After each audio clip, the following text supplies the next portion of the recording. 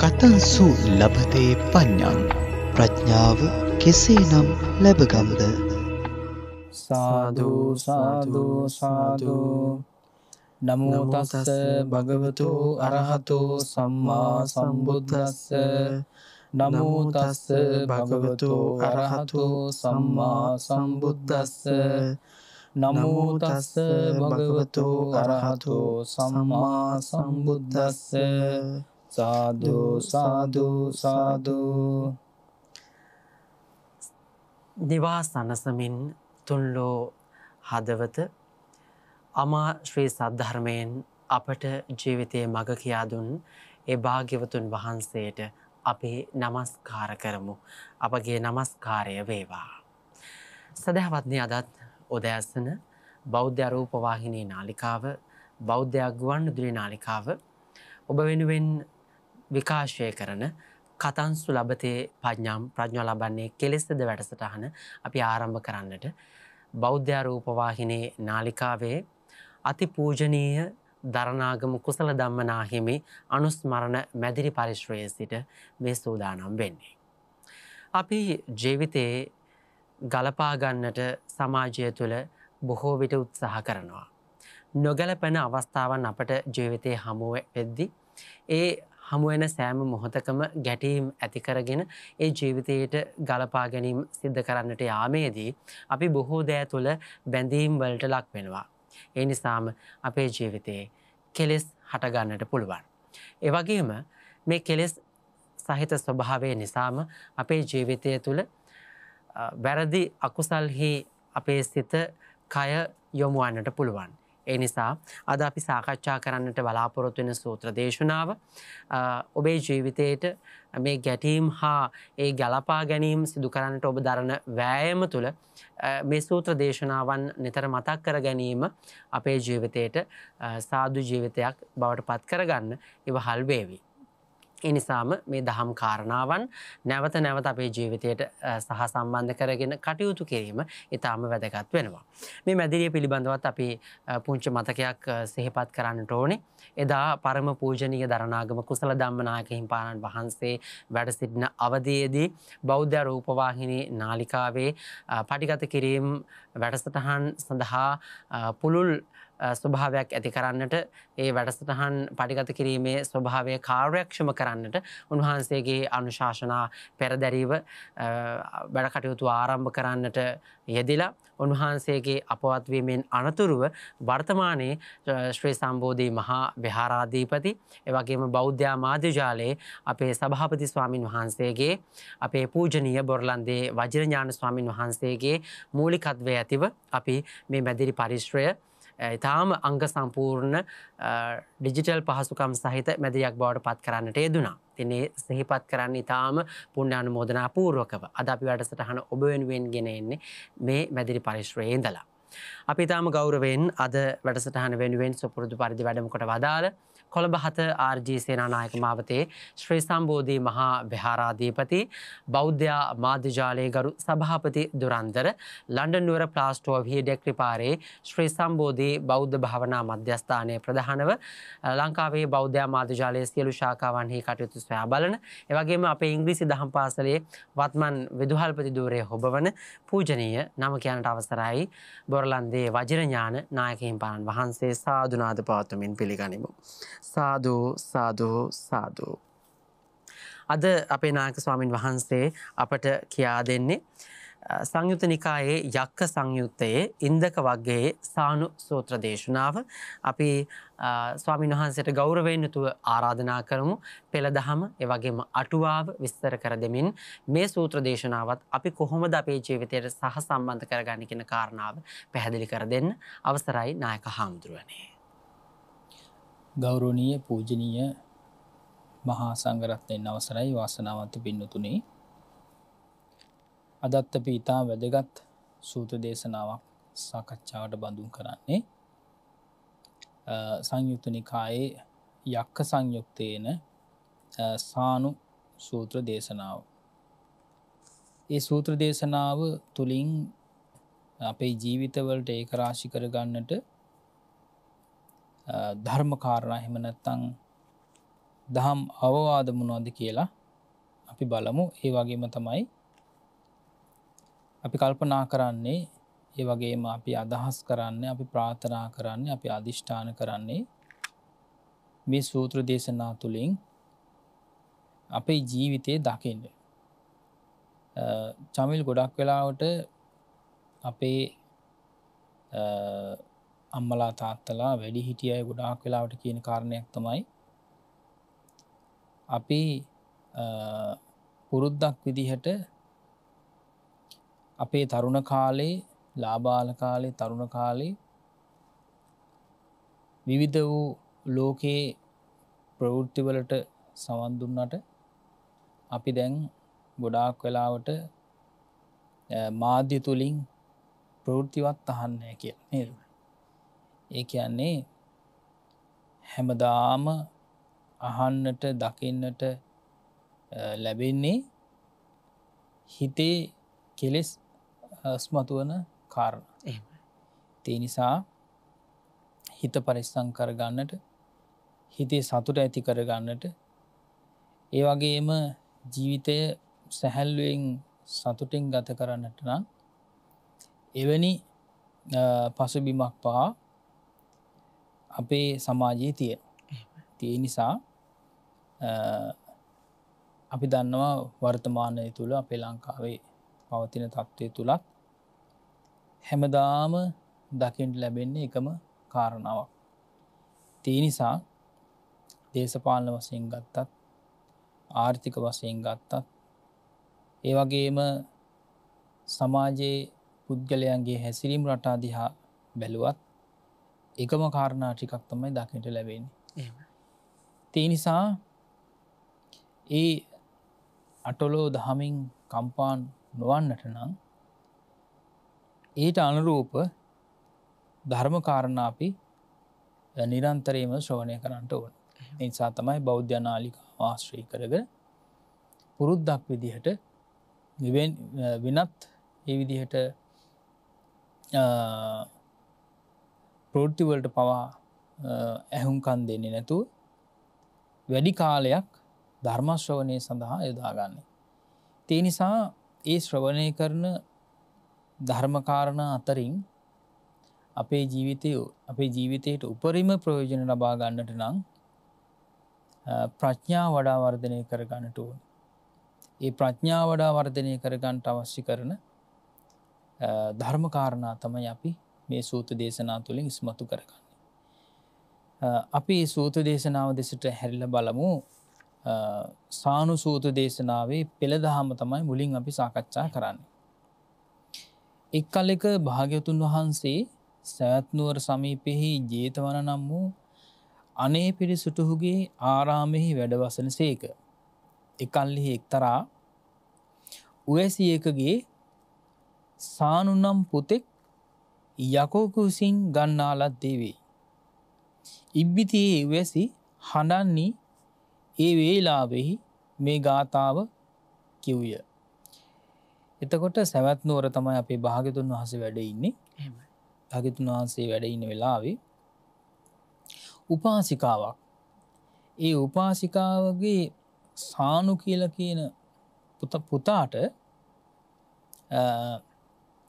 යක්ෂයෙක් ආවේශ වුණා. දැන් අපි දැන්ටත් අපි දකිනවනේ එහෙම කාන්තාවන්ට, සමහර පිරිමින්ට නේද? එහෙම යක්ෂයෝ ආවේශ වෙනවා. එතකොට හැසිරීම රටා වෙනස්. ඒ වගේම නොයෙක් විදිහේ රෝගාබාධයන්ට ලක් වෙලා, ඒ වගේම බොහෝම මන්දෝත්සාහයෙන් තමයි ඒ අය ජීවිතය ගත කරන්නේ. ඒ වගේම තමයි ගොඩක් වෙලාවට පිරිසුදුකම ගැන හිතන්නේ නේද? ඒ වගේ තියෙනවා. ඉතින් ඒ වගේ අවස්ථාවක මේ උපාසිකාව දැනගත්තා වෙනදා වගේ නෙමෙයි හැසිරීම ගොඩාක් දුර්වලයි. එහෙම හිතා දැන් අඬනවා. අඬන අවස්ථාවේදී මේ විදිහට කියන තුදුස්වක්හීද පසළොස්වක්හීද අඩමසක් පිළිබඳ වූ යම් අටවකිකුදු වේ නම් එවක් හිද ප්‍රාතිහාර්ය පක්ෂයෙහිද යම් කෙනෙක් අෂ්ටාංගයෙන් සමන්වාගත වූ පෙහෙවස් වෙසෙද්ද බඹසර හැසිරෙද්ද. එකින් කියන්නේ සිල් සමාදන් වෙන්න යොදාගන්න කාල සීමාව. එතකොට තුදුස්සක් කියලා කියන්නේ දවස් 14ක්. ඒ වගේම දවස් 15ක්. ඒ වගේම අඩමසක්. ඒ වගේම ඒ විදිහට අටවක පෝය.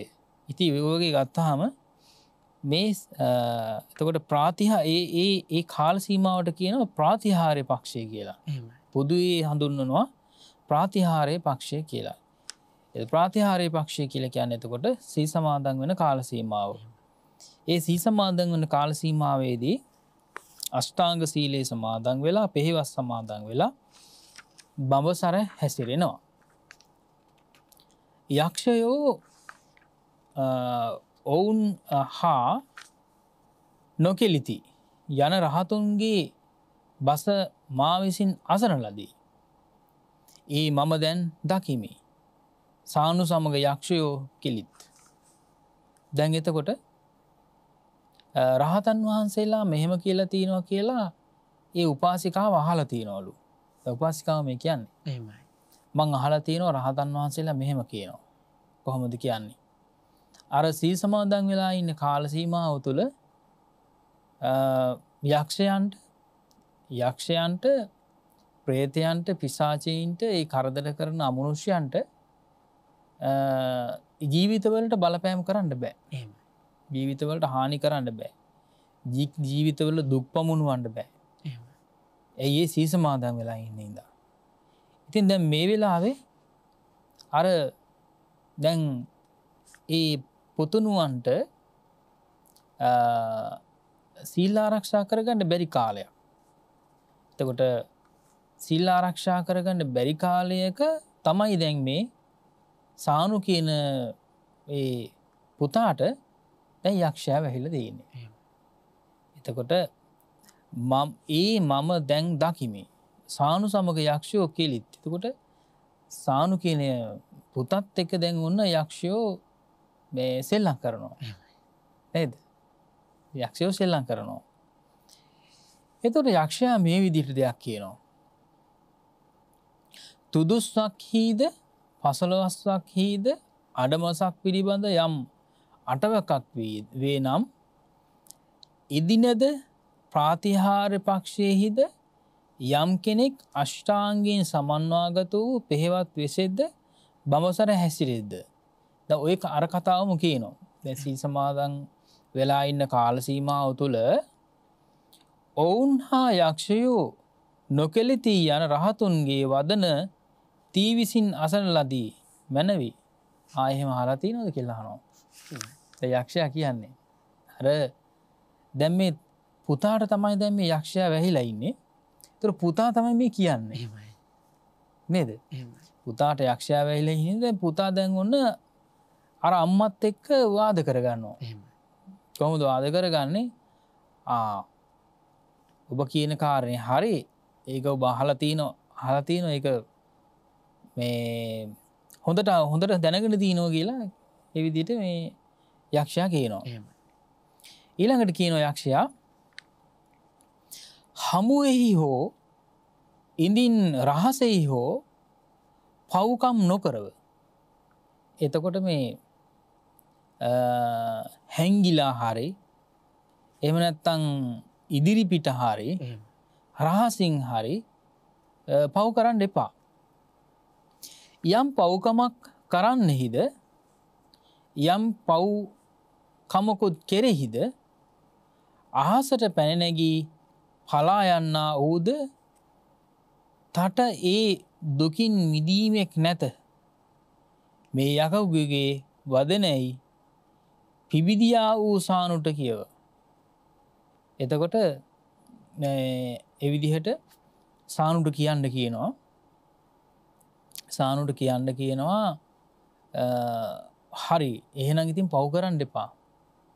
පව් කරන්නේ නැතුව මේ යම් පව්කමක් කරන්නේ හිද යම් පව්කම කෙරෙහිද අහසට පැන නැගී පලා යන්නා වූද තට ඒ දුකින් මිදීමක් නැත.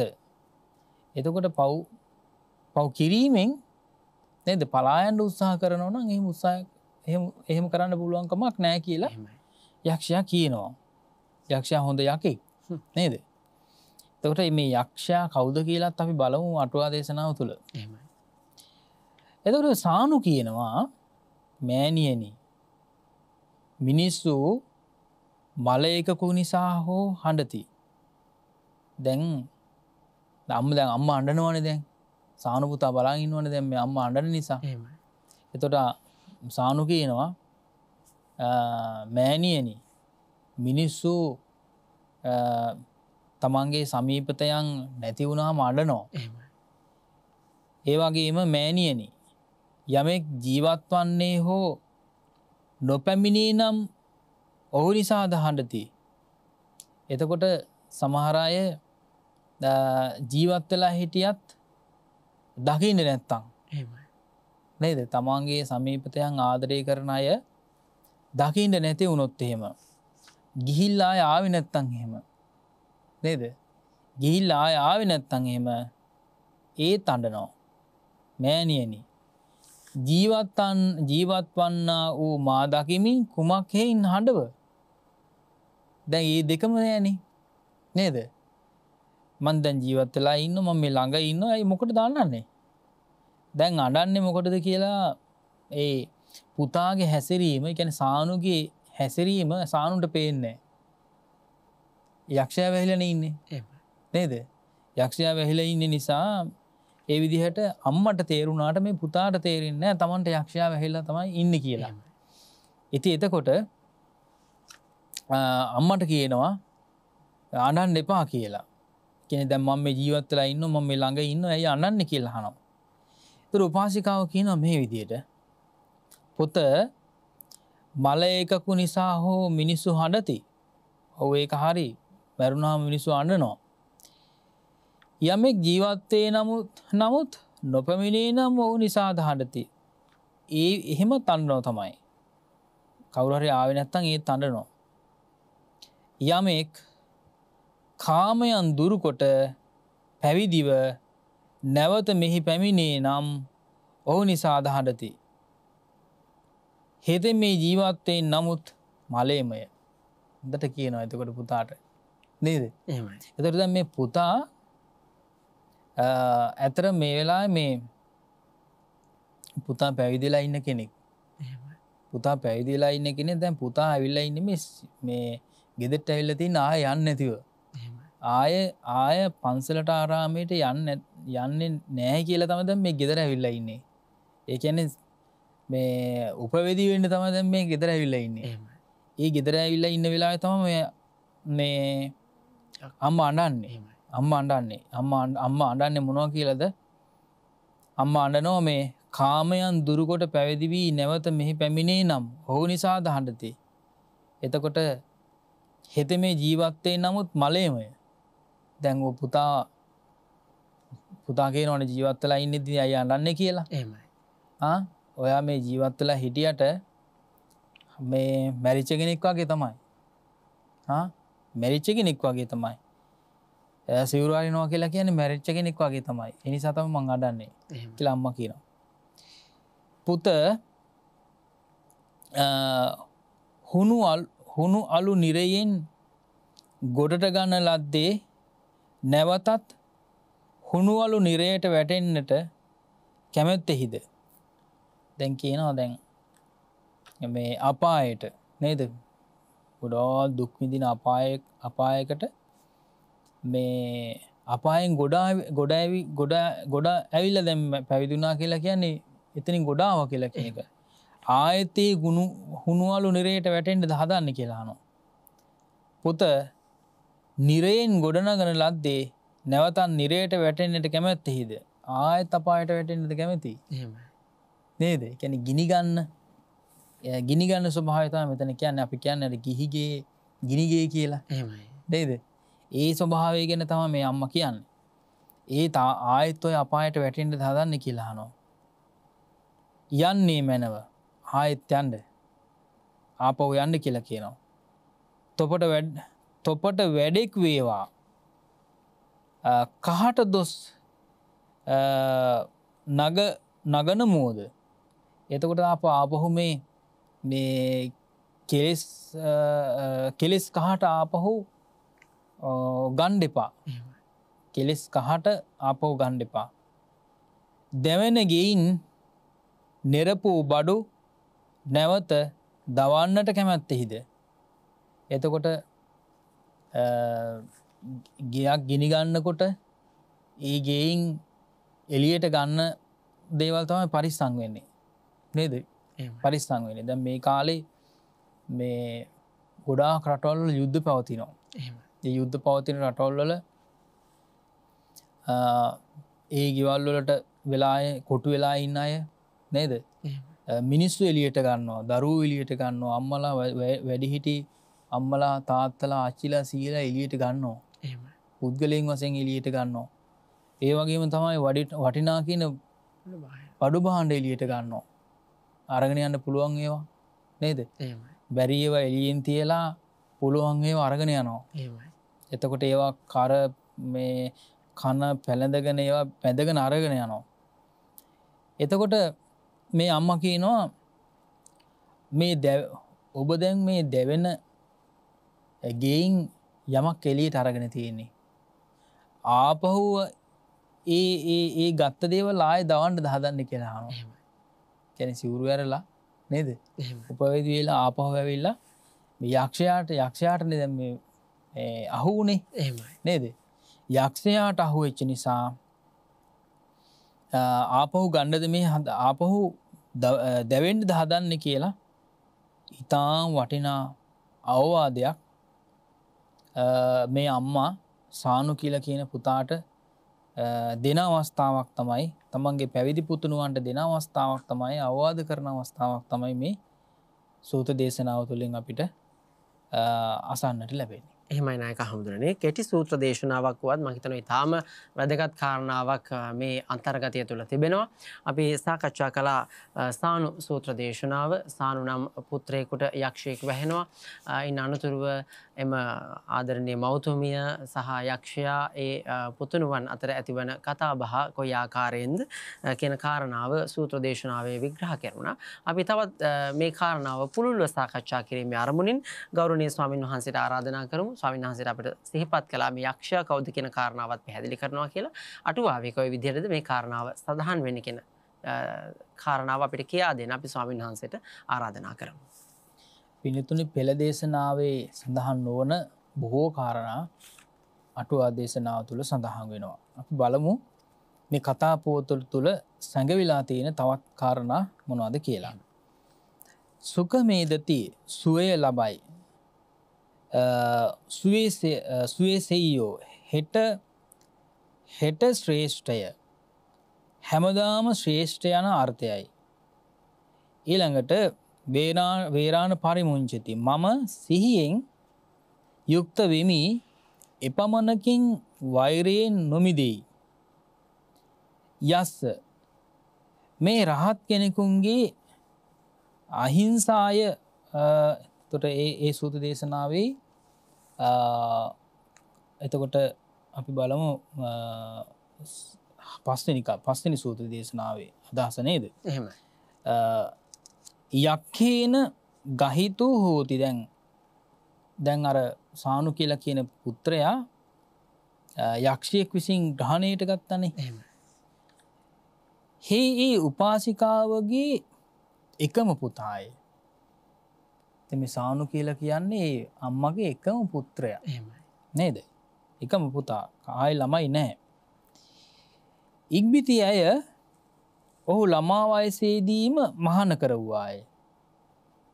මොකද කළේ? කොච්චර අමාරුවෙන් වුණත් දරු සෙනෙහස කොච්චර තිබුණත් දරුවාගේ යහපත වෙනුවෙන් කරන්න තියෙන උපරිම කැපවීම කරා. නේද? උපරිම කැපවීම තමයි එතකොට ඒ දරුවා ශාසනයට පූජා කළා පුංචි කාලෙම. හේ පැවිදි වූ කල පටන් සිල්වත් වූයේ වතාවත් සහිත වූයේය. බොහෝම පුංචි කාලයෙන් බොහෝම ශ්‍රද්ධාවෙන් ආචාර්ය උපාධ්‍යයන් වහන්සේලාට වත් පිළිවෙත් හොඳට සිද්ධ කළා. ආචාර්ය උපාධ්‍යාය ආගන්තුක ආදීනට වතාවත් කරන ලද්දේම වේ. මාසයේ දින 8ක් පාන්දරින්ම අවදි වී දිය සැලීහි දිය පුරවා ධර්මශාලාව අතුගා පහන් දල්වා මధుර ස්වරයෙන් ධර්ම ශ්‍රවණ ගෝසාව කරයි. භික්ෂූහු ඔහුගේ ශක්තිය හැකියාව දැක සාමණේරයනි මිහිරි ලෙස ගාථා කීම කරන්නයයි ඉල්ලා සිටීති. හේ මගේ පපුව වාත අමාරුවකින් රිදෙයි. එතකොට ඒ ස්වාමීන් වහන්සේ කියනවා පොඩි හාමුදුරුවෝ කියනවා දැන් හැමදාම මම මේ විදිහට උදේට ගාථා කියලා නේද ශබ්ද නගලා ගාථා කියලා මගේ පපුව හරියට රිදෙනවා. ශරීරය හු බාධා කරයි. මගේ ශරීර වේදනාවක් තියෙනවා. යනුවෙන් කිසිදු පසුබැස්මක් නොකොට ධර්මාසනයට නැග අහස් ගඟ ගලන්නාක් මෙන් මිහිරි ලෙස ගාථා කීම කර අසුනින් බසින්නේ මාගේ මව්පියන් හටද මේ මිහිරි ගාථා කීමේදී පින් පැමිණිය වෙතැයි කියයි. එතකොට මේ පොඩි හාමුදුරුවෝ වුණාට ගොඩාක් අවබෝධයෙන් නේද? ඒ අනිකුත් ස්වාමීන් වහන්සේලාට කියනවා මම මේ විදිහට මේ අප්‍රමාදීව බොහොම උත්සාහයෙන් යුක්තව ධර්ම ගෞරවයෙන් යුක්තව මේ ධර්ම සජ්ජායනාව සිද්ධ කරනකොට ගාථා සජ්ජායනාවන් සිද්ධ කරනකොට ඒ පින මගේ අම්මට තාත්තටත් අයිති වෙනවා. එහෙමයි. අම්මා තාත්තටත් අයිති වෙනවා. ඔහුගේ මව්පියෝ පින් පැමිණවීම කළ බැව් නොදනිති. පෙර ආත්ම භාවයෙහි ඔහුගේ මව යක්ෂණියක් වූවාය. ඕන දැන් මේ ස්වාමීන් වහන්සේගේ පෙර ආත්ම භාවයක අම්ම කෙනෙක් යක්ෂණියක් වෙලා. යක්ෂණියක් වූවාය. දැන් එතකොට අර අම්මා එතකොට පින් පැමුණුවාට අම්මට තාත්තට පින් අනුමෝදන් කරනවා කියලා කියන එක මේ සමහර වෙලාවට යක්ෂයන්ට වැටහෙන්නේ නැහෙනි නේද? එහෙමයි. ඉතින් ඒ නිසා තමයි මේ යක්ෂණිය කල්පනා කළේ මේ යක්ෂණිය එතකොට මේ ස්වාමීන් වහන්සේගේ පොඩි හාමුදුරුවන්ගේ පෙර ආත්මභාවක අම්මා කෙනෙක් වෙලා හිටියා. ඇය දේවතාවියන් සමග පැමිණියා ධර්මය අසා සාමණේරයන් විසින් දෙන ලද පින් පුත අනුමෝදන් වෙමි කියයි. එතකොට මේ යක්ෂණියකට එන්න පුළුවන් කමක් නැහැනේ ඉදිරියට. එහෙමයි. ඉස්සරහට එන්න බෑනේ. ඒ නිසා මේ අර ධර්ම ශ්‍රවණය කරන්න එන දේවතාවියන් සමග තමයි ඉන්නේ. දේවතාවියක් විදිහට වෙස්වලාග. ඒ කියන්නේ ශරීර ස්වරූපය වෙනස් කරගෙන. එහෙම ඇවිල්ලා පින් අනුමෝදන් වෙනවා. අර පින් අනුමෝදන් කරනකොට අර පොඩි හාමුදුරුවෝ පින් අනුමෝදන් කරනකොට මෙයාත් අනුමෝදන් වෙනවා. එහෙමයි. පුත අනුමෝදන් වෙමි කියයි. සීල සම්පන්න වූ භික්ෂූහු දෙවියන් සහිත ලෝකයාට ප්‍රිය වෙති. දේවතාවියෝ ඒ සාමණේරයන් කෙරෙහි ලැජ්ජාය සහිත වූවාහු. හරි ලැජ්ජයි. කියන්නේ ලැජ්ජා බය තියෙන අයනේ ඒ දේවතාවියෝ. ඒ දේවතාවියෝ සාමණේරයන් කෙරෙහි ලැජ්ජා සහිත වූවාහු ගෞරව සහිත වූවාහු මහා බ්‍රහ්මයා මෙන්ද ගිනි කඳක් මෙන්ද ඔහු සලකති. එතකොට පොඩි හාමුදුරන්ගේ ආරක්ෂාව ගැන කතා කල්පනා කරනවා. දේවතාවයෝ වුණාම හරි ලස්සනයි. ඒ නිසා මේ හාමුදුරන්ගේ හිත වෙනස් වෙයි නේද? හිත වෙනස් වෙයි කියලා පරිස්සම් වෙනවා. ඒ කියන්නේ ගෞරවය ගොඩාක් පෙන්නට අගෞරවයෙන් යුක්තව හැසිරුණා නම් එතන අසංවරශීලීව මේ විදිහට හැසිරුණා නම් එහෙම ස්වාමීන් වහන්සේගේ පොඩි හාමුදුරන්ගේ හිත වෙනස් වෙනවනේ. එහෙමයි. දැන් මේ දේවතාවියෝ මොකද කරන්නේ? බොහොම පරිස්සමෙන් හැසිරෙනවා. එතකොට මේ අපි භාග්‍යවතුන් වහන්සේ දේශනා කරපු අවවාදයක් විදිහටම සලකනවා. කියන්නේ ගිනි කඳක් මෙන්න ඔහු සලකති. පොඩි හාමුදුරුවෝ ගිනි කඳක්. එහෙමයි. නේද? හරියට මේ අර පුළුන් සහ ගින්දර වගේ මේ ලං කරන්නේ නැහනේ. අන්න ඒ වගේ ඒක හරියටම පිළිපදිනව කවුද? මේ දේවතාවියෝ. එහෙමයි. සාමණේරයන් කෙරෙහි ඇති ගෞරවයෙන් ඒ යකින්නියද ගරු කොට දකිති. එතකොට යකින්නියත් ඒ විදිහට ගරු කොටලා සලකනවා. ඒ විදිහට ධර්ම ශ්‍රවණ යක්ෂ සමාගම ආදීහිදී ඇය පිළිගන්නා ලැබෙයි යකිනියට අග්‍රාසනය ඊළඟට අග්‍රෝදකය අග්‍රපිණ්ඩය දෙති. එතකොට දැන් එහෙම සලකන හින්දා අර යක්ෂ සමාගම තියෙනවනේ. එහෙමයි. දේවතාවයෝ නෙවෙයි යක්ෂ සමාගම තියෙනවනේ. ඒ යක්ෂ සමාගමෙත් මේ යකිනියට විශේෂ තැනක් ලැබෙනවා. එහෙමයි. ඒ කියන්නේ අර ස්වාමීන් වහන්සේට ගරු කරන හින්දා. එහෙමයි. බණ අහන්න යනවා. ස්වාමීන් වහන්සේලාට ගරු කරනවා. ඒ ස්වභාවය නිසා මේ යක්ෂ සමාගමෙහි විශේෂ සැලකිල්ලකට භාජනය වෙනවා මේ යකිනිය. ධර්ම ශ්‍රවණ යක්ෂ සමාගම ආදීහිදී ඇය පිළිගන්න ලැබේ. ඒ යක්ෂණියට අග්‍රෝදකය වතුර පැන් පිළිගන්නනවා නම් ඒක මුලින්ම පිළිගන්නන්නේ යකිනියට. ඒ වගේම අග්‍රපිණ්ඩය ලබා දෙනවා. ඉස්සෙල්ලාම අනුභවය පිණිස ආහාර ලබා දෙන්නේ යක්ෂණියට. ඊළඟට මහේසාක්‍යෝ යක්ෂයෝද ඒ දැක මගින් බසිත්. ඒ කාරණාව දැකලා මහේසාක්‍ය දෙවිවරුත් මේ උඩින් ඉඳලා බහ ගන්නවා. ඒ කියන්නේ උසින් යන්නේ නැහැ, ආපහු පහතට බහිනවා, ගරු කරනවා. අසුනින් නැගිටිනවා, ආසන වලින් නැගිටිනවා, ආසන වලින් පව නැගිටිනවා. එහෙමයි.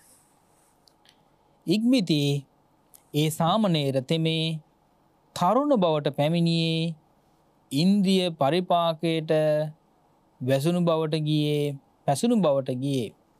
එතකොට දැන් මේ පුංචි හාමුදුරුවෝ දැන් තරුණ වයසට ආවා. ඉන්ද්‍රිය පරිපාකය කියලා කියන්නේ මේ ඉන්ද්‍රියන්ගේ වැඩිවීමට පත් වුණා. පැසුණු බවට පත් වුණා. ඊළඟට අනබිරතියෙන් පීඩාවට පත් වූයේ, අනබිරතිය නැසීමට නොහැකි වූයේ වැඩුණු කෙස් නිය ඇති කෙස් ඇත්තේ කිලිටි වූ හඳන පොරවන දෑ ඇත්තේ. දැන් එතකොට අර කලින් තිබුණු ශ්‍රද්ධාව ගොඩාක් දුර්වල වෙලා ඒ ස්වාමීන් වහන්සේට තරුණ වයසේදී මේ අනබරත්‍ය ඇත වුණා. කාමාසාව එහෙම ඇති වෙලා ඒ විදිහට ලොකු සැලකිල්ලක් දක්වන්නේ දැන්. ඒ කියන්නේ දැන් අලස බවට පත් වුණානේ. ඒ කියන්නේ පැවිදි ඇල්මක් නැහැනේ. එහෙමයි. පැවිදි ඇල්මක් නැති නිසා හරියට කෙස් රවුල් පාන්නේ නැහැ. එහෙමයි. නේද? කෙස් රවුල් ඉවත් කරන්නේත් නැහැ. ඒ වගේම නිය පුතු හරියට කපන්නෙත් නෑ. එහෙමයි. ඊළඟට ශරීරී පිරිසුදු කරගන්නෙත් නෑ. ඊළඟට සිවුරු හඳන හරියට පිරිසුදු කරගන්නෙත් නෑ. දැන් කලකිරිලා. එහෙමයි. නේද? පැවිද්දේ කලකිරිලා. කිසිවෙකුට හෝ නොදන්වා පාසිවුරුගෙන හුදෙකලාවම මව් නිවසට ගියේ. කාටවත් කියන්නේ නැතුව. එහෙම කාටවත් කියන්නේ නැතුව මේ පාත්‍රා සිවුරුත් අරගෙනම තමයි අම්ම ගෙදර ගියේ. අම්මා විතරයි ගෙදර ඉන්නේ නේ. අම්මයි තාත්තයි ගෙදර ඉන්නේ. ගෙදර ගියා. ගෙදර ගියාට පස්සේ උපාසිකාව පුතා දැකලා බැඳලා මෙහෙම කියනවා. පුතුණුවනි දැන් පොඩි තරුණ හාමුදුරන්ට මේ වන්දනා කරලා නේද? එහෙමයි. මෙහෙම කියන පුතුණුවනි ඔබ මීට පෙර ආචාර්ය උපාධ්‍යායන් හෝ කුඩා සාමණේරවරුන් සමග මෙහි එන්නේය. දැන් එතකොට මේ අම්මා කියනවා කලින් මෙහෙම නෑනේ. කලින් නම් වඩිනකොට මේ ආචාර්ය උපාධ්‍යායන් වහන්සේලාත් වඩිනවා. සමහර දවස්වලට කුඩා සාමාන්‍ය ස්වාමීන් වහන්සේලා කීප නමක් එක තමයි මේ වැඩම කරන්නේ. එතකොට කුමක් නිසාද අද තනිවම ආයෙහිද? ඇයි මේ අද තනියම වැඩි? හේ උකටලී බව දැන්වීය. දැන් එතකොට ඒ කියන්නේ දැන් ඔන්න පැවිද්දෙහි ඇල්මක් නැති බව අම්මට කියනවා. අම්මට කියනවා මේ මට දැන් මේ පැවිද්දේ ඇල්මක් නැහැ. ශ්‍රද්ධාව ඇති උපාසිකාව නානා ප්‍රකාරයෙන් ගිහියෙහි ආදීනව දන්වා පුතුට අවවාද දෙන්නේ වද ඔහුට අවබෝධ කරවීමට නොහැකි වන්නේය. එතකොට දැන් ගිහිගේ ගිනිගයක්ය ඒ වගේ මේ මහා කරදර බාධක පීඩා සහිත තැනක් කියලා මේ අම්මා ඒ පුතාට කියනවා. තරුණ මේ හාමුදුරුවන්ට මේ කියන්නේ නේද? තරුණ හාමුදුරුවන්ට කියනවා. එතකොට ඒ හාමුදුරුවන්ට මේක අවබෝධ කරගන්න බැරි වුණා. අවබෝධ කරන්න බැරි වුණා. සත්‍ය ලෙසම තමාගේම අත්දැකීමෙන් අවබෝධ කරන්නේ යයි නොපොළඹවාම පුත ඉන්න. එතකොට දැන් මේ අම්මත් කියනවා මේ දැන් ඇත්තටම මේ සත්‍ය වශයෙන්ම මෙතෙන් සඳහන් සත්‍ය ලෙසම තමාගේම අත්දැකීමෙන් අවබෝධ කරගන්නේ යයි නොපොළඹවා. මේ කාරණේ මේ තමන්ගේම අත්දැකීමක් කරගන්න කියලා මේ කියන්නේ නැතුව මොකද කරන්නේ? පුතාට ඉන්න කියලා කියනවා. ඔබට කැඳ බත් හදමි. කැඳ බී කෑම අනුභව කළ ඔබට කැමැති වස්ත්‍ර ගෙනවී දෙන්නෙමි කියා ආසනයක් පනවා දුන්නාය. දැන් එතකොට මේ ස්වාමීන් වහන්සේට එහෙනම් ගෙදර ඉන්න මට පුළුවන් විදිහට මේ මම ආහාර පාන වස්ත්‍ර ආදී මේ අවශ්‍ය දේවල් මන් දෙන්න. කියලා එහෙනම් ඉන්න කියලා කිව්වා. අම්මා කෙනෙක්නේ. නේද? සාමණේර තැන හිඳගත්තේය. ඔන්න දැන් වාඩි වුණා. ඉන්පසු පත්තුයමි අසල වාඩි වී සහල් සෝදන්නේය. ඒතර අම්මත් එක්කම එකතු වෙලා නේද? දැන් අම්ම බත් උයනකොට මේ මාත් එන්නම් කියලා ඔන්න දැන් මේ සහල් ටික හොදනවා. සහල් සෝදන්නේ. ඒ වේලාවෙහි ඒ යක්ෂණිය සාමණේරයා කොහිද කිසියම් ආහාරක් ලබයිද නැද්ද විමසන්නේ. දැන් ඉස්සෙල්ලා අම්මනේ දැන් යක්ෂණී කියලා කියන්නේ. හරියට හොයලා බලනවා මේ තමන්ගේ පුතා ගැන. ඒ යක්ෂණියත් හරි ආදරේ නේද? දැන් දානේ වන්දලා ඇත. තපින්ට පාත ලැබිලාද එහෙමයි කියලා ඔක්කොම කාරණාටක විමසනවා. දැන් පොඩි හාමුදුරුවෝ කොහෙද මේ වැඩි කියලා. එතකොට විමසනකොට ඔහු සිවුරු හැරීමේ කැමැත්තෙන් සිටින බැව් දැන සිවුරු අරින්න කැමැත්තෙන් ඉන්න බව දැනගෙන දේවතාවුන් අතර මට ලජ්ජා නො ඉපදවිය යුතුය. එතකොට මේ දැම් මමන ගොඩාක්ම සැලකුවේ දේවතාවයක් යක්ෂණයක් විදිය යක්ෂණයක් වුණත් දේවතාවයක් විදියට ඉඳගෙන මම තමයි අරල දේවතාවයෝ අතරින් ගොඩාක් මේ ස්වාමීන් වහන්සේට උපස්ථාන කරේ. දැන් සිවුරු හැරියොත් එහෙම මට ලැජ්ජයි. එහෙම අදටත් එහෙම තියෙනවනේ. ඉතින් ඒ නිසා මට හරි ලැජ්ජයි. මොකද මම තමයි මේ හාමුදුරන්ට ගොඩාක්ම සැලකුවේ. මට ලැජ්ජ කරන්න එපා. ලැජ්ජා නොඉපදිවිය යුතුයි කියලා දයන්න ඕනේ කියලා මොකද කළේ? ඔහුගේ සිවුරු හැරවීමට බාධා කරමි පැමිණ සිරුරට ආවේශව.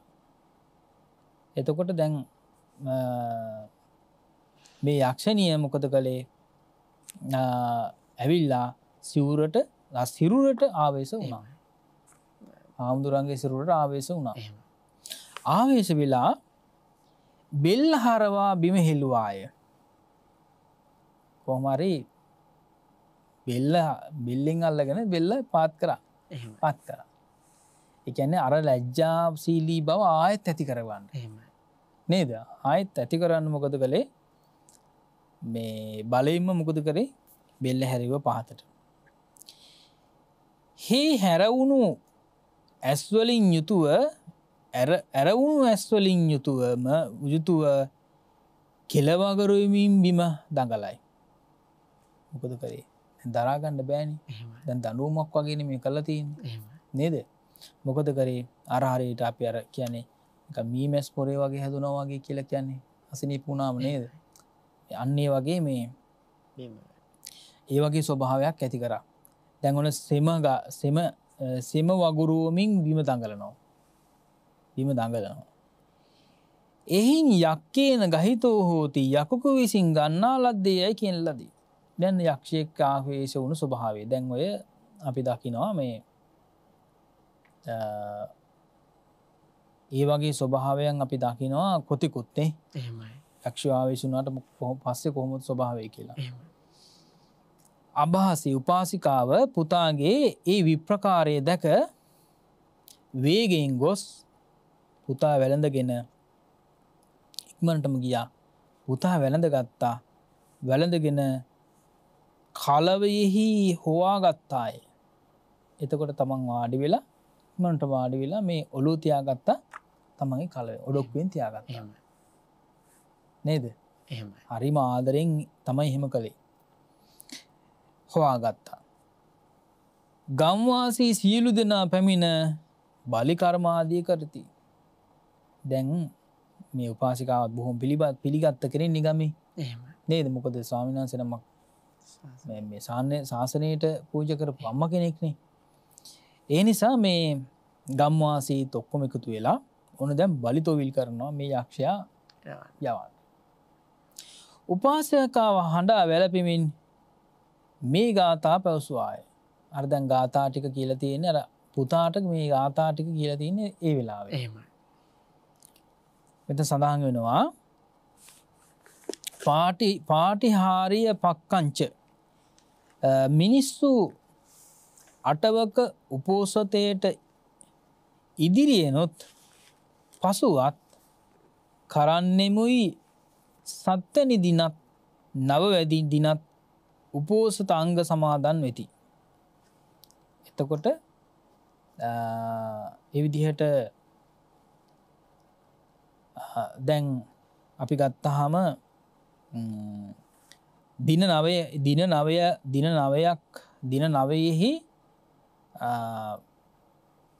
9 පසුවත් ඊළඟට පෙරත් සී සමාදන් වෙනවා. ඒ කියන්නේ අටවක කියලා අටවකත් ඊළඟට දවස් 7ක් ඉක්මවද්දිත් මේ සී සමාදන් වීම සිද්ධ කරනවා. අපි කියන්නේ මේ ඒ විදිහට 15ක සී සමාදන් වෙනවා කියලා නේද? ඒ විදිහට ඉදිරියනොත් පසුවක් සේ සමාදන් වෙනවා. ඒ කියන්නේ 7 වෙනි දින සහ 8 වෙනි 9 වෙනි දිනත් සේ සමාදන් වෙනවා. තුදුස්වක හා පළොස්වක දිනවලත් පෙරත් පසුත් උපෝසත කරන්නා හෝ 13 වෙනි දිනත් ඊළඟට පුරපස පළමු වන දිනයත් සමාදන් වෙනවා. එතකොට මෙතන සඳහන් වෙන්නේ දවස් 15ක් ගත්තොත් මේ දවස් 15න් ඒ විදිහට පෙර 13 වෙනි දවසේ නේද? දැන් චාතුර්දසී ගත්තොත් එහෙම දවස් 14ක් ගත්තොත් එහෙම දවස් 14ට පෙර 13 වෙනි දවසේ සිය සමාදන් වෙනවා. එහෙමයි. දැන් එතකොට සිය සමාදන් වෙන දිනේ තමයි ඔය කියන්නේ. එහෙමයි. එතකොට කලින් දවසේ සිය සමාදන් වෙනවා. එහෙමයි. අපි කියන්නේ සිල් දවස කියලා නේද? පොහේට පෙර දවසේ සිය සමාදන් වෙනවා. එහෙමයි. ඊළඟට වස් විසීම අනුගමනය කරන්න මොයි පවාරණ දෙක අතරේ අඩ මසක් නොකොඩවා පෙරවස් විසීම කරන්නා වේ. තර වස් කාලය තුලත් මේ භික්ෂුන් වහන්සේලා විතරක් නෙවෙයි. නේද? භික්ෂුන් වහන්සේලා විතරක් නෙවෙයි අපේ උපාසක උපාසිකාව පවා වස් කාලයේ සීල් සමාදන් වෙලා ගත කරනවා. එහෙමයි. ඊළඟට විසීම කරන්නාහුය. මේ අරබයා ප්‍රාතිහාර්ය පක්ෂයයි කියන ලදී. එතකොට ඒකට කියනවා ප්‍රාතිහාර්ය පක්ෂය කියලා. ඒ සීල් සමාදන් වෙන කාල සීමාව. ඊළඟට අටංග සුසමාගතං අංග 8කින් අංග 8න් මනවින් සමන්වාගත වූ සම්ප්‍රයුක්ත වූ යන අර්ථයි. අෂ්ටාංග උපෝසථ සීලේ සමාදන් වෙනවා කියන එක. බ්‍රහ්මචර්යං ශ්‍රේෂ්ඨ චර්යාව ඊළඟට නතේහි යක්කා කීලන්ති යක්ෂයෝ ඔවුන් සමග සෙල්ලම් නොකරත්. එතකොට යක්ෂයෝ ඒ කාල සීමාව තුළ මනුෂ්‍යයොත් එක්ක සෙල්ලම් කරන්න ඉන්නේ නේද? එහෙමයි. එතකොට ඒ විදිහට දැන් සාමාන්‍යයෙන් අපි කියන්නේ යක්ෂයන්ට එක සෙල්ලමක් නේද? යක්ෂෝ වැහිලා ඔය කරන නාඩගම් තියෙනවනේ එක එක ඒවා නේද? එහෙම කරන්නේ යක්ෂයන්ගේ හැටියට ඒක සෙල්ලමක්. එහෙමයි. මිනිස්යන්ට මහා දුකක් වුණාට ඒක යක්ෂයන්ට සෙල්ලමක්. ඒකයි මේ කියන්නේ.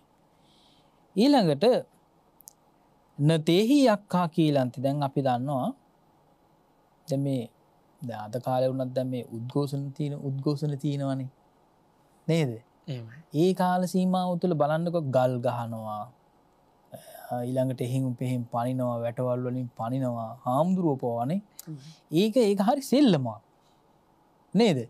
එහෙම කරලා අත්උස්සලා හූ කියනවා මම මේ වැඩේ කරා කියලා ඒක හරිම යක්ෂයෝ ආවේශ වුණා වගේ සෙල්ලමක් ඒක. එහෙමයි. නේද? ඒකයි මේ කියන්නේ. එතකොට ඒක යක්ෂයන්ට සෙල්ලමක් වුණාට මනුස්සයන්ට සෙල්ලමක් නෙවෙයි.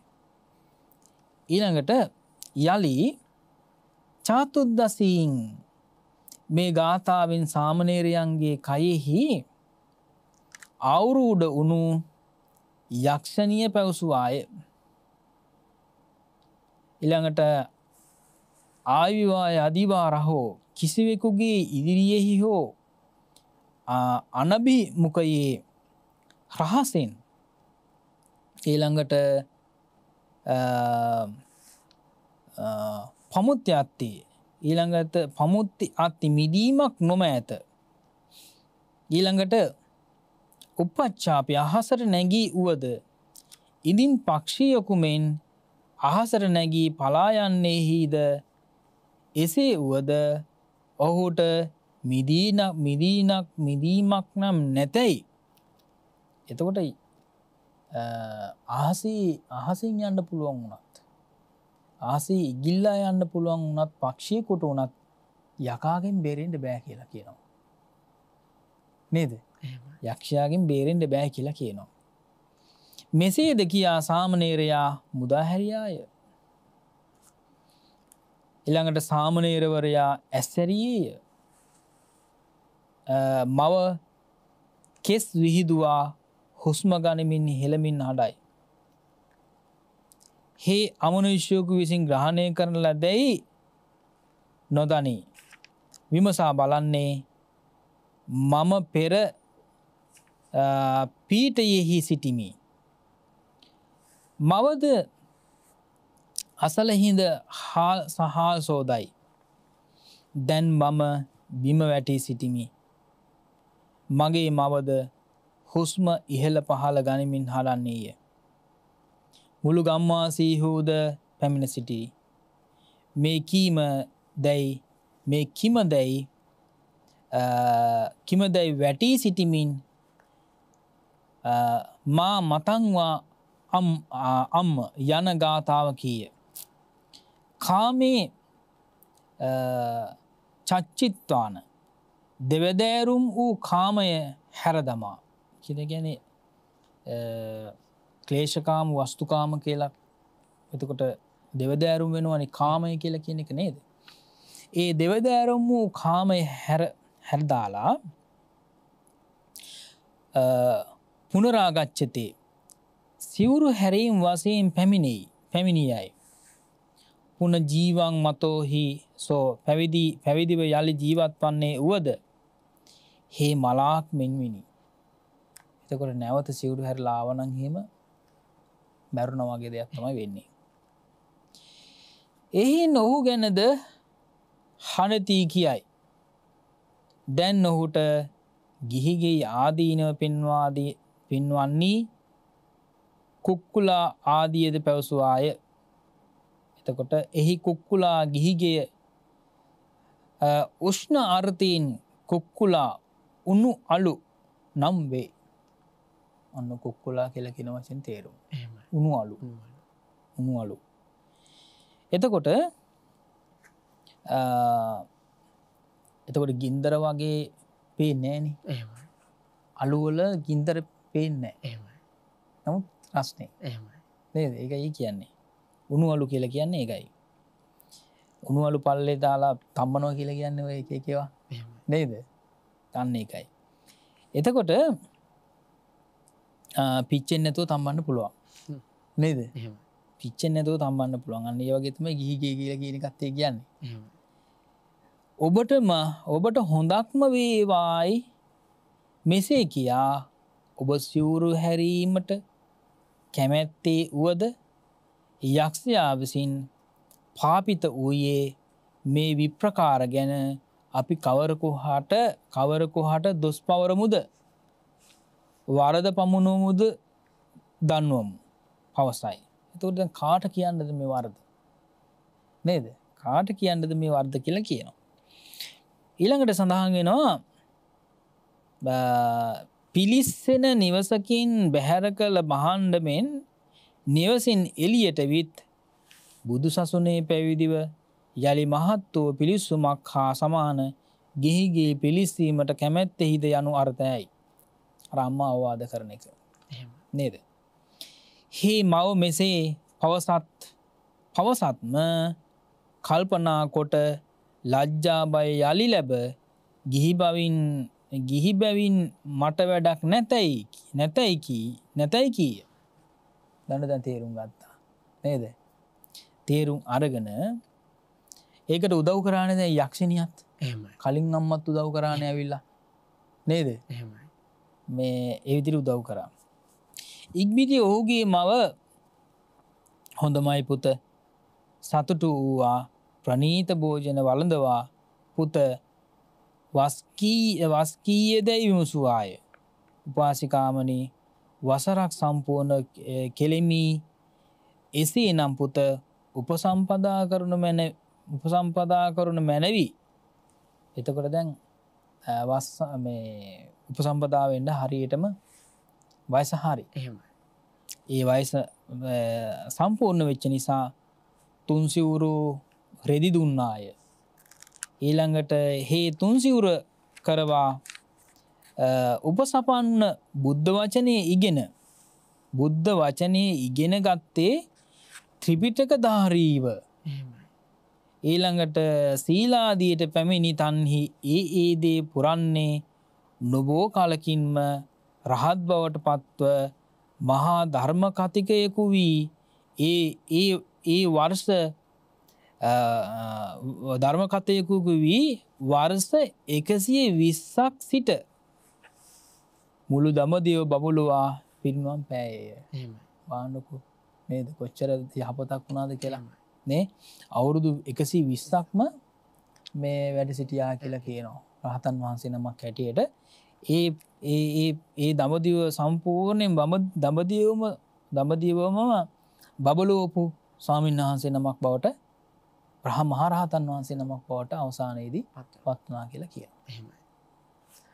තාම වැදගත් සූත්‍ර දේශනාවක් අද සාකච්ඡා කළා. අපි මුලින්ම අපේ පෙළ දහමේ සූත්‍ර දේශනාව විග්‍රහ කරගෙන ඉන්න අනතුරුව අටුවාවේ අර අපි ගොඩක් කාරණාවන් අපිට විස්තර කර දෙන්න හැකියාව ලැබුණා. යක්ෂයා කියන්නේ කවුද? මේ රහතන් වහන්සේ බවට පත්වුණු භික්ෂුන් වහන්සේ ගත කරපු දිනචර්යාව ඉන්න අනතුරුව ගෙදරට ආවට පස්සේ සිවුරු හැරීමේ බලාපොරොත්තු ඇතිව ඒ කටයුතු කළේ කොමන ආකාරයෙන්ද කියන කාරණාවන් පැහැදිලි කරගත්තා. අපි මේ කාරණාව අපේ ජීවිතයට සම්බන්ධ කරගන්න අපි ස්වාමීන් වහන්සේට ආරාධනා කරමු. අපිත් මේ විදිහට සමහර කාරණා පිළිබඳව ඉක්මන් වෙනවා ස්වාමීන් වහන්සේ. නමුත් අපි කොහොම හරි ඒ දේ රැකගන්න එහෙම නැත්නම් මේ අපහසුතාවයෙන් හරි යම් ක්‍රියාවක නිරත වෙන්න කියලා හිතාගත්තත් අපි ඉක්මනින්ම ඒ කාරණාවෙන් බැහැර වෙලා පසුතැවෙනවා සමහර වෙලාවට ජීවිතේ. ඒ නිසා අපි අබ වහන්සේට ගෞරවණීයව ආරාධනා කරනවා මේ කාරණාවම අපිට උදාහරණ කොටගෙන පැහැදිලි කර දෙන්න කියලා උපදෙස් අවවාද විදියට.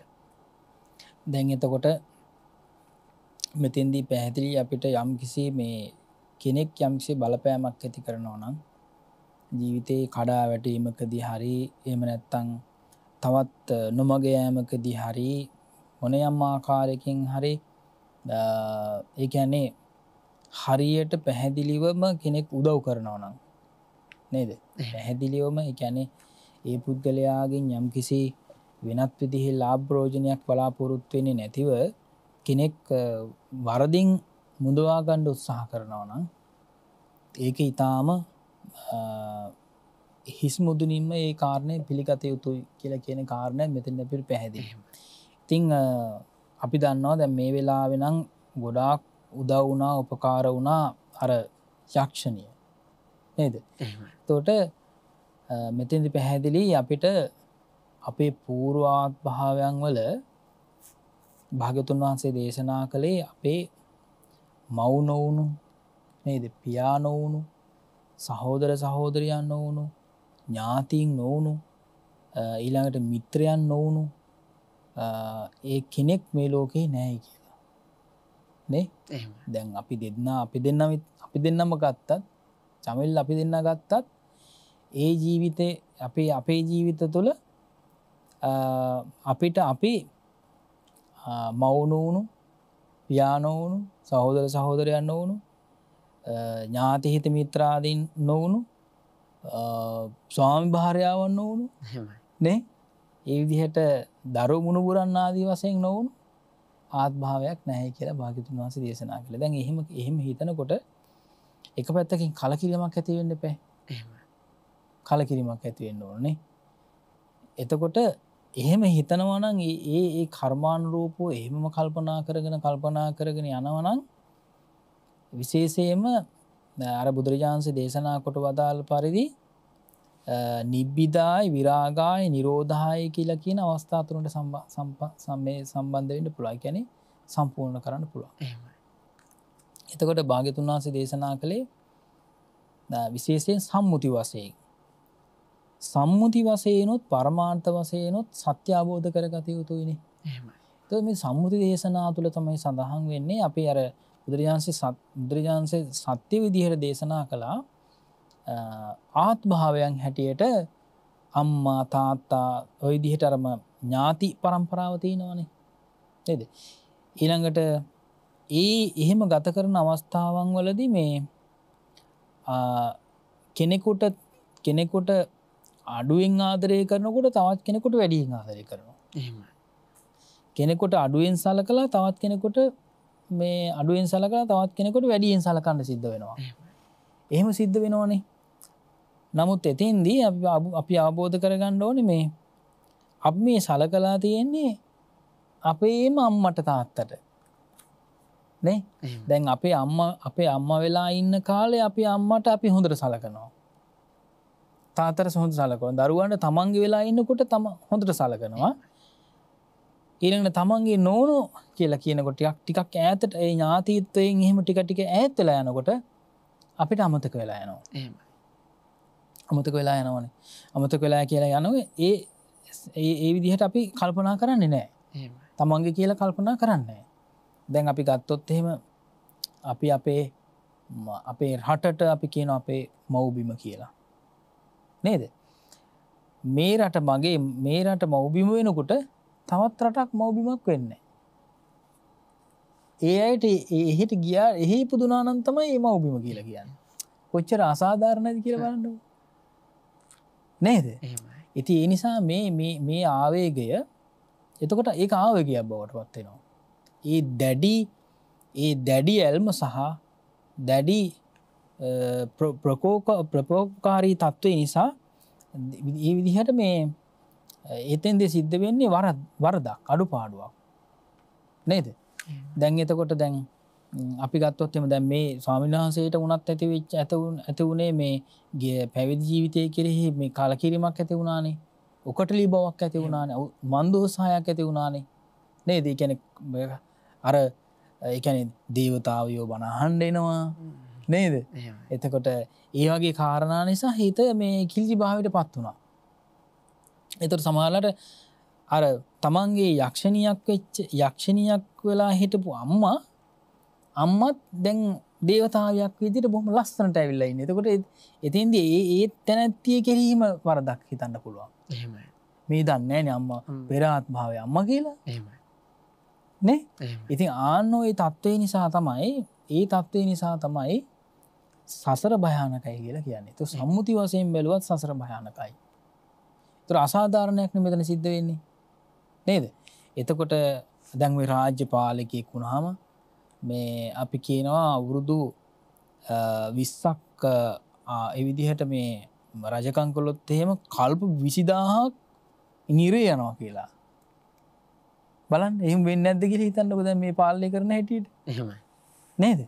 ඉතින් යන්නේ වගේ ඒ නිසා ඒ තරම් ධාර්මික විය යුතුයි.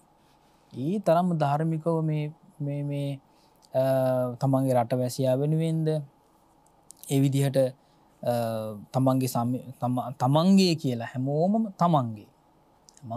තමන්ගේ කියලා සැලකීමේ ඉතාම වැදගත් වටිනා ගුණාංගයේ එක බෝසත් ගුණාංගයක් නේ. ඒ බෝසත් ගුණාංගය වඩා වර්ධනය කර ගැනීම මේ කාල සීමාව තුළ අපි හිතන්න ඕනේ. එතකොට දැන් මේ කාල සීමාව තුළ මේ එතකොට සංඝරත්නය ගැනම බලන විදිහ එක පක්ෂපාත ඒ විදිහට බෙදිලා නේද? කටයුතු කරන අවස්ථා තියෙනවනේ එහෙම. ඉතින් එහෙම බෙදෙන්නේ නැතුව ඒ වගේම සමස්ත සංඝරත්නයේ විදිහට සාමූහිකව සංඝ සාමාග්‍රීන් යුක්තව කටයුතු කිරීම තමයි ඊටාම වැදගත් වෙන්නේ. එතකොට තමයි මේ පැවිද්ද කියලා කියන එක ආරක්ෂා කරගන්න හැම මේ පුළුවන්කම ලැබෙන්නේ. ඒ වගේම තමයි ගිහි ජීවිතයේ විදිහට ගත්තොත් එහෙම මේ අසරණ බවට පත් වෙනකොට එදිනෙදා ජීවිතයේ ආහාර පාන ආදී මේ දේවල් මේ සපේ ගන්න බැරි වුණාම ඒ අයට පුළුවන් උපරිමයෙන්ම ඒ විදිහට මේ Tamanට හැකි ආකාරයෙන් ආහාර පාන ටිකක් දීලා නේද? අත්‍යවශ්‍ය දේවල් මොනවද කියලා උදව් උපකාර කරලා ඒ සහයෝගය ලබා දීම ඉතාම වැදගත් වෙනවා. ඉතින් ඒ නිසා මෙතෙන්දී අනිත් අයට සලකන්න Tamanට තියෙන්න ඕනේ. තවත් කෙනෙකුට දෙන්න Tamanට තියෙන්න ඕනනේ. නේද? ඒ නිසා තමයි කියන්නේ ඒ විදිහට Taman සිල්වත් වුණොත් දැන් මෙතෙන්දී ස්වාමීන් වහන්සේ නමක් ගැන අපි මෙතන කතා කරේ නේද? ඒතර Taman සිල්වත් වුණොත් තමන් ඒ සීලේ වටිනාකම අගේ වටිනාකම තවත් කෙනෙකුට දෙන්න පුළුවන්. සමාධියක් උපදවා ගත්තොත් හිතේ තැම්පත්කමක් උපදවා ගත්තොත් මම මෙන්න මෙහෙම විදිහටයි හිත තැම්පත් කරගත්ත කියලා කෙනෙකුට කියන්න පුළුවන්. නේද? ඊට පස්සේ ධර්මඥානය දියුණු කරගත්තොත් එහෙම මේ ධර්මඥානය තවත් කෙනෙකුට අපිට දෙන්න පුළුවන්. ආන්නේ විදිහට වටිනාකම් ජීවිතයට එකතු කරගන්න පුළුවන්කම ලැබෙන. ඒ වගේම මේ ජීවිතේ දැන් අපේ මේ ජීවිතයේ අපි ගොඩක් හිතන්නේ නැති කාරණයක්. කියන්නේ මේ සූත්‍ර දේශනාව තුළින් අපිට පැහැදිලි වුණා. යම් කිසි කෙනෙක් උදව් උපකාරයක් කරනවා නම් යක්ෂයෙක් හරි යකෙක් විදිහට හරි ඇවිල්ලා අපිට උදව් කරනවා නම් ඒ ඇවිල්ලා තියෙන්නේ ඒ විදිහට කල්යාණ මිත්‍රෙක් කියලා කියන එක තමයි මෙතෙන් අපිට පැහැදිලි වෙන්නේ. ඉතින් මේ මහරහතන් වහන්සේ නමක් වටපත් වෙලා සසර ගමන සම්පූර්ණයෙන් නිමා කරගන්න පුළුවන් වුණානේ මේ ස්වාමීන් වහන්සේටනේ.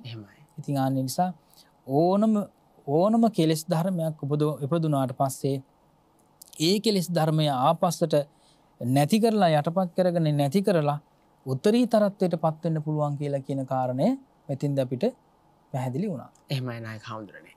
මෙවර උතුම් වූ වෛශාඛ්‍ය මංගල්‍යයේ තේමාව බවට පත් වෙන මේ කල්යාණ මිත්‍රත්වය කියන එක අපි දන්නවා මේ වර්තමාන කාලය තුළ කල්යාණ මිත්‍රත්වය කියන එක තාම වැදගත්. අපිම කියන කාරණාව මතක තබාගෙන අපි හැම වෙලේම එකිනෙකා දිහා බලන්නට ඕනේ. අපි දකිනවා රට පුරාම විවිධාකාරයේ පෝලිම් නිර්මාණය වෙලා තිබෙනවා.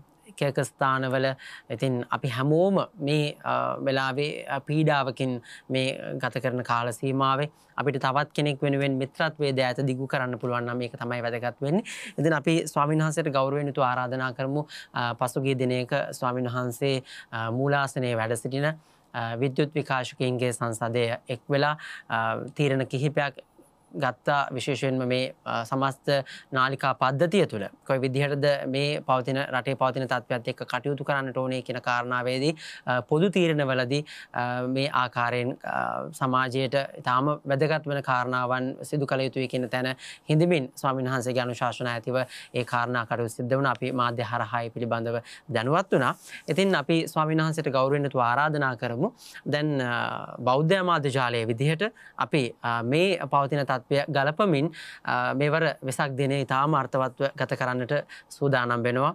විශේෂයෙන්ම ඔබ වහන්සේගේ අනුශාසනා ඇතිව අපි මුල්ලේරියාව රෝහලේ ඉදිකිරීම් කටයුත්තක් පහුගිය දිනවල සිදු කරමින් පැවතියා. ඉතින් ඉතාම නිහඬව මේ කාරණාව සිද්ධ වුණා. නමුත් අපි වෙසක් දිනේදී එය සිදු කරන්න බලාපොරොත්තු වෙනවා. ඉතාම පුණ්‍යවන්තව තවත් කාරණා කිහිපයක් ගලපගෙන. ඉතින් අපි ඔබ වහන්සේට මේ පිළිබඳව මතක් කරලම වැඩසටහන අවසන් කරන්න ගෞරවයෙන් යුතුව ආරාධනා කරනවා. මේ අපි මුහුණ පාන ගැටලු සියල්ලක්ම ඉබේම හටගත්තා නෙවෙයි. යම් කිසි හේතු ගණනාවක් එකතු වෙලා තමයි මේ පවතින තත්ත්වයේ නිර්මාණය වුණේ. ඒක කවුරුත් දන්නවා.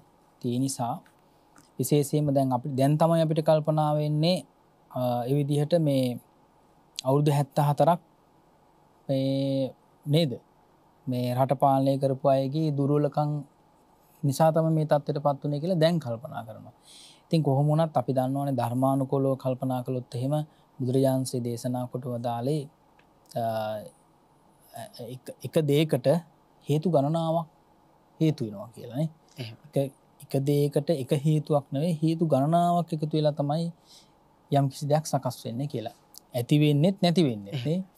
එතකොට හේතුම් පටිච්ච සම්භූතං හේතුමංගා නිරුජ්ජති කියලා කියන්නේ ඒකයි නේද?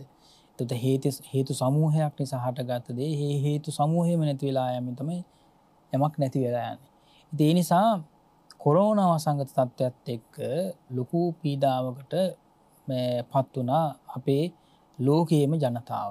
ඒත් එක්කම තමයි මේ රෝහල් වල අත්‍යවශ්‍ය සේවා තවදුරටත් කාර්යක්ෂමව සහ රෝගීන්ට හොඳ ඒ විදිහට සේවාවක් ලබා දීම වෙනුවෙන් රෝහල් පද්ධතිය තුල යම් ඒ විදිහට ඉදිකිරීම් අපේ රට පුරාම අපිට දකින්න ලැබුණා. රාජ්‍ය අනුග්‍රහයෙන් සහ පෞද්ගලික ආයතන වලින් උදව්පකාර ඇතිව ඒ විදිහට අපේ සෞඛ්‍ය ශාස්ත්‍රයේ නගා සිටවන්නට නොයෙක් විදිහේ කටයුතු මේ කාලවක වානෝ තුළ බොහෝ දේ සිද්ධ වුණා. ඉතින් ඒ අතර බෞද්ධ නාලිකාව තුලින් අපි ඒ විදිහට මුල්ලේරියාව රෝහලේ ඒ කටයුතු සාර්ථක කරගන්න. කියන්නේ විශේෂයෙන්ම කොරෝනා රෝගීන්ට ඉක්මන් ප්‍රතිකාර ලබා දීමට ඒකකයක් නිර්මාණය සකස් කරන්නට අපි අධ්‍යක්ෂකතුමන් ඇතුළු කොට ඇති වෛද්‍යතුමන්ලාගේ උපදෙස් ඇතිව අපි එවිදිහට කටයුතු කළා. ඒ අනුව තමයි අපි ඒ ඉතාම කාර්යක්ෂම හැම අංශයක්ම කාර්යක්ෂකම සිද්ධ කරන්නට අපි නිර්මාණය සිද්ධ කළේ විශාල මුදලක් විපෑදම් කරලා. ඉතින් ඒ නිසා ඒ සකස් කරපු වැඩබිම අපි විශේෂයෙන්ම මේ වෙසක් පොහොය දවසේ විවෘත කරන්නට අපි කල්පනා කළා. ඉතින් ඒ අනුව විශේෂයෙන් එදා දවසේ විශේෂයෙන්ම එදා දවසේ පින්කම් රාශියක් සිද්ධ නොවේ විවෘත කිරීමත් එක්ක ලේ දන් දීමේ පින්කමක්.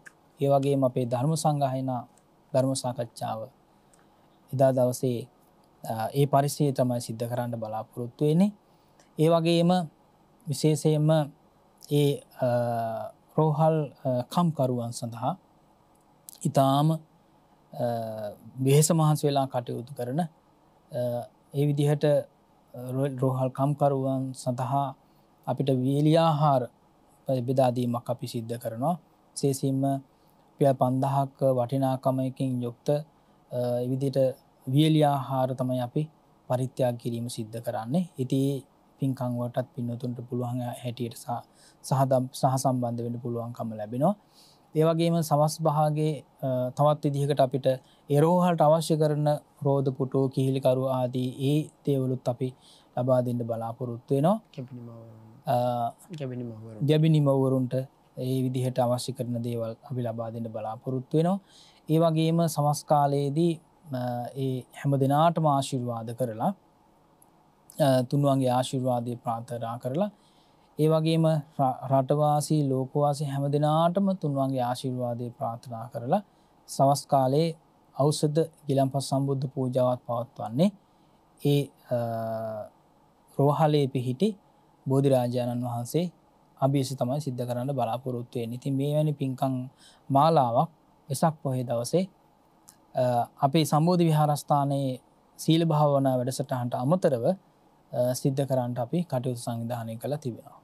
එම නායක හාමුදුරනේ බෞද්ධ මාධ්‍යජාලය සෑම වෙලේම කටයුතු කරන්නේ අපි ඔබෙන් මුදලක් උපයනවා නම් අපි ඔබෙන් මුදලක් අය කිරීමක් කරනවා නම් අපි බෞද්ධ මාධ්‍යජාලය හරහා ධර්මදේශනාවන් පටිගත කරන්න ඒ සියලු වේදම් යොදවනවා. ඉන් අනතුරුව මේවා අපි නිසියාකාරයෙන් හරි විදිහට සංරක්ෂණය කරලා අපේ මුදල් පරිහරණය පිළිබඳව ඉතාම විනිවිද භාවයකින් කටයුතු කරන්නේ නිරන්තරයෙන්ම මේ ධර්ම සංනිවේදන කාර්යය අනාගතයටත් පවත්වාගෙන යාමට අවශ්‍ය නිසා. ඒ නිසා අර ස්වාමීන් වහන්සේ මතක් කරපු විදිහට සෑම වෙලාවෙම බෞද්ධ මාධ්‍යජාලයේ එදා පරම පූජනීය දරණාගම කුසල දාමනායක හිමිපාණන් වහන්සේ වැඩ සිටි අවධියේ සිට මේ දක්වාම සෑම හිත සුව සදන නිරන්තරයෙන්ම කටයුතු කරනවා. අපේ ජනතාව පීඩාවට පත් වුණු මොහොතේ අපි ඒ සරණ පිහිට ලබා දෙන්න නිරන්තරයෙන්ම කටයුතු කරනවා. අපිට අන්තර්ජාලය හරහා සහ අපේ ප්‍රවෘත්ති හරහා දකින්න නිරන්තරයෙන්ම හැකියාව ලැබෙනවා. පහුගිය දිනවල කිරිපිටි හිඟ වෙනකොට අපි කිරිපිටි ගෙදර ගෙනල්ලා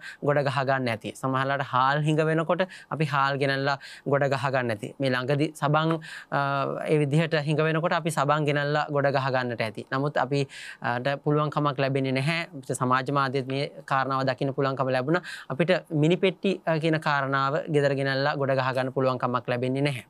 මොකද අපිට හැමෝටම එක මිනි පෙට්ටියයි අපේ ජීවිතයට එකවරයි උපයෝගී වෙන්නේ. ඉතින් ඒ නිසා අපි ගොඩ ගහගත්තට වඩා අපිට පුළුවන් නම් මේ සමාජයේ තවත් කෙනෙක් වෙනුවෙන් අපේ ළඟ තියෙන දෙයක් බෙදා හදා දෙන්න බෞද්ධ මාධ්‍යජාලය මේ හැමදේම ඊටාම හොඳින් සුරක්ෂිත කරමින් විනිවිද භාවයකින් බෞද්ධ මාධ්‍යජාලයේ කටයුතු කාරණාවන් පවත්වාගෙන යනවා. අනාගතය වෙනුවෙන් මේ දහම සංරක්ෂණය කරන්න, දායාද කරන්න, අනාගත පරපුර වෙනුවෙන් ඉතිරි කරන්න. ඒ වගේම තවත් කෙනෙක් වෙනුවෙන් නැති බැරි මොහොතක පිහිට වෙන්නත් අපි නිරන්තරයෙන්ම කටයුතු කරන වග සිහිපත් කරගෙන අද අපි කතන්සු ලබතේ පඤ්ඤාම් ප්‍රඥා ලබන්නේ කෙලෙස වැඩසටහන් නිමාවටපත් කරනවා. හැමදාමත් වගේ අපිට අලුත් දේ කියා දෙන නිර්මාණශීලී හැකියාවෙන් අලුත් පින්කම් කරන්න අපව යොමු කරන අපේ ශ්‍රී සම්බෝධි මහා විහාරාධිපති බෞද්ධ අමාත්‍යාලයේ ගරු සභාපති දුරන්දර ලන්ඩන් නුවර ප්ලාස්ට් ඔෆ් හිඩෙක්ලි පාරේ ශ්‍රී සම්බෝධි බෞද්ධ භාවනා මධ්‍යස්ථානයේ ප්‍රධානව සියලු ශාඛාවන්හි කටයුතු සොයා බලන එවැගේම ඉංග්‍රීසි දහම් පාසලේ